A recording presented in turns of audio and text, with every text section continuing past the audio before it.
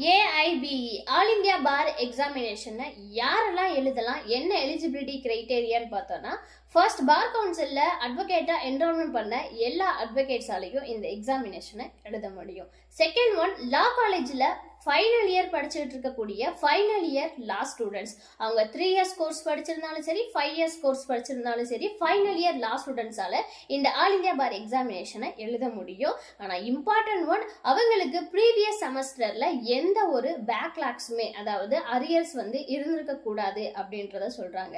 Next பார்த்தோம் அப்படின்னா, அவங்க லா கிராஜுவேட்ஸா இருக்காங்க, ஆனா லா டிகிரி கையில இல்லை, இன்னும் வாங்கல அப்படின்னாலும் அவங்களாலையும் இந்த எக்ஸாமினேஷனை எழுத முடியும்.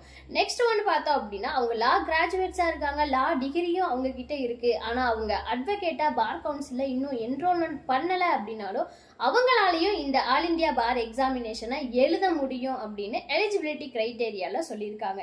இந்த எலிஜிபிலிட்டி கிரைட்டேரியால நீங்க இருந்தீங்க அப்படின்னா ஆல் இந்தியா பார் எக்ஸாமினேஷனுக்கு அப்ளிகேஷன்ல ரிஜிஸ்டர் பண்ணிருங்க.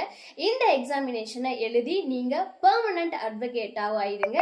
சக்சஸ்ஃபுல்லா உங்க லீகல் ப்ரொஃபஷனை ஸ்டார்ட் பண்ணுங்க. All the best for all. Thank you.